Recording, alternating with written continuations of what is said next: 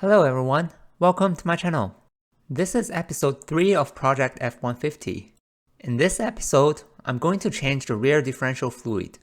Rear differential is something that's often missed when doing maintenance, so I'm willing to bet that this rear differential hasn't been serviced in a while. It's better safe than sorry, especially on these high mileage vehicles. I bought a digital repair manual from Haynes for my F-150 for $26. I hope to get a general idea of how big of a job I'm looking at and also find the required torque specs for each component. According to the manual, it looks like to change the rear differential fluid, I need to undo these 10 bolts to remove the cover and let the old fluid out. Next, I'm likely going to need to scrape and clean the cover and make a gasket. Finally, I add the fresh oil through this oil fill plug. Up here is where the rear ABS speed sensor is located at. I have an error code for a faulty rear speed sensor circuit. I'll show you guys how I cleared the error code in the next episode. Alright, without further ado, let's start working. Normally, the first thing I need to do is to jack up the car. However, since this truck has a very high ground clearance because the body is lifted, I get to skip this step. Hooray! Let's start from breaking loose these rear differential cover bolts. These are 17mm bolts.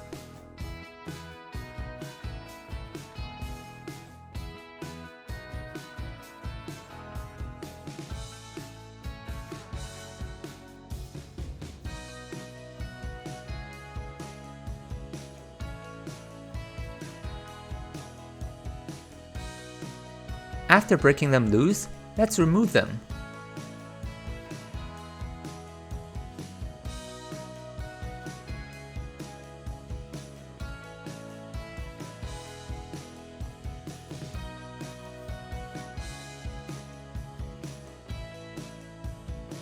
Make sure to properly store and reinstall these metal tags since they have important information about the rear axle and differential of your vehicle on them. To speed up the process, I'm going to use my impact driver to remove the remaining bolts. At the time of this video, I was still waiting for the Bauer compact impact wrench to come out, so this impact driver was all that I have. Next, I untightened the bolt on the top but did not remove it. This is for hanging the differential cover while draining the old fluid. With the other 9 bolts removed, I gently pried on the edge of the differential cover to let the old fluid out. I try not to pry too hard because I didn't want the differential cover to deform and start leaking oil.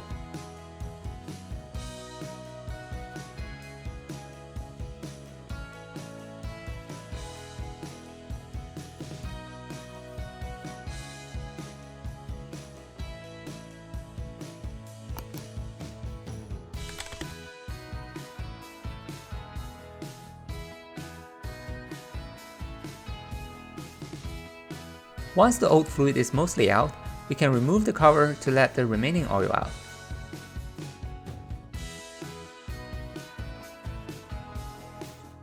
Let's take a look at the gears. I always get amazed by how delicate these gears and mechanical parts are made and put together. We can see that the rear differential is all in this shiny black color. The inside of the rear differential cover is black as well. I was wondering why they painted the inside black until this happened.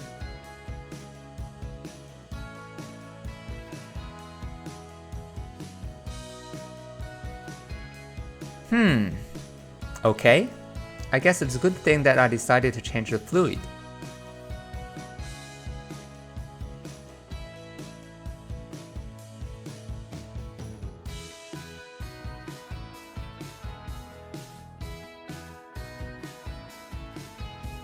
After cleaning the inside, let's scrape off the skirt of the cover to prepare the surface for the silicone gasket. Scraping takes a lot more effort and time than I expected. Admittedly, this is probably not the best tool for scraping, but it's all I've got for now.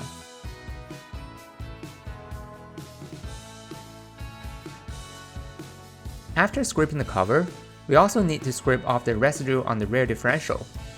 But before that, I wanted to clear out all the dirty oil at the bottom of the differential.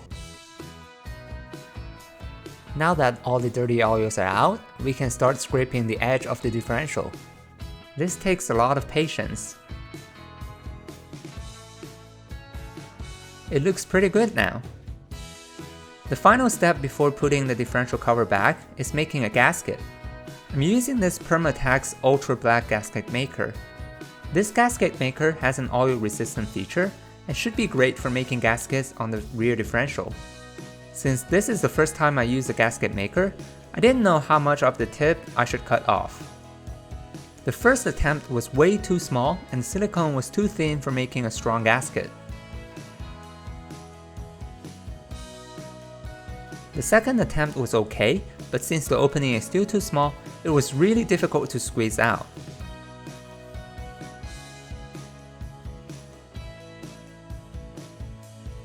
I cut the open even bigger, and the third attempt was much better.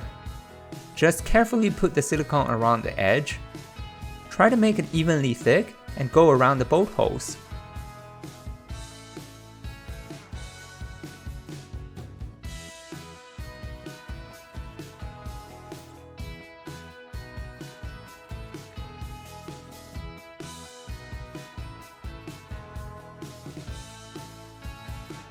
This looks good now.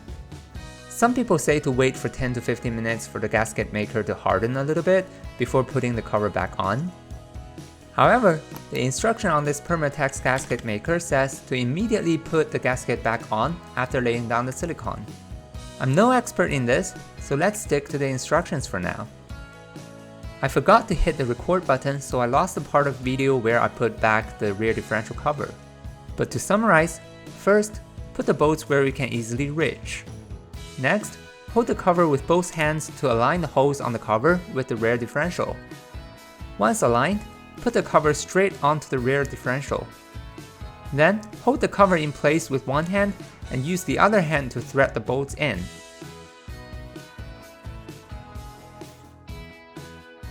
Finally, with all the bolts threaded in, use a torque wrench to torque the bolts to spec. Here in the Haynes manual, it says to torque the rear differential cover to 33 foot-pounds, so that's what I did. After putting back the differential cover, we can add in new differential fluid. Here is the fuel hole for the rear differential fluid. I use a 3/8 inch breaker bar to break loose this bolt.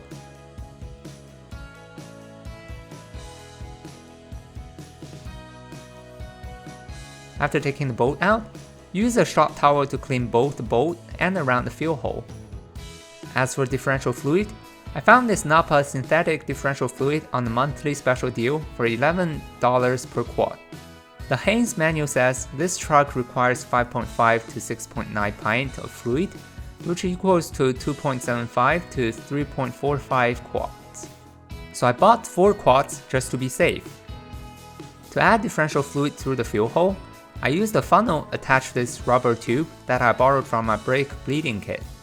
This way, I don't have to hold the bottle sideways and create a mess. Now, we just have to wait patiently for the rear differential to fill up with fluid. After a long wait, the rear differential is finally full. We know that the rear differential is full when the fluid starts to come out of the fuel hole. Simply put the bolt back in and wipe down the excessive oil that spilled out.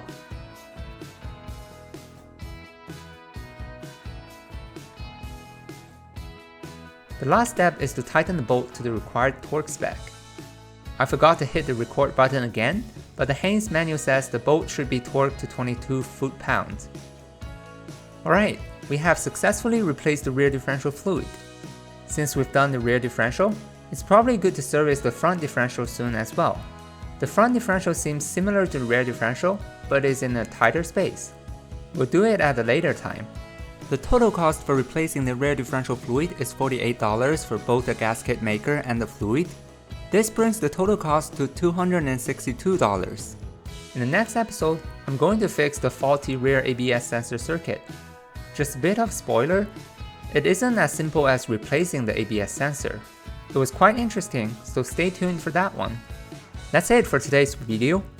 I hope you guys enjoyed it. If you like the content of my video, please consider like and subscribe. I really appreciate your support. Thanks for watching. I see you next time.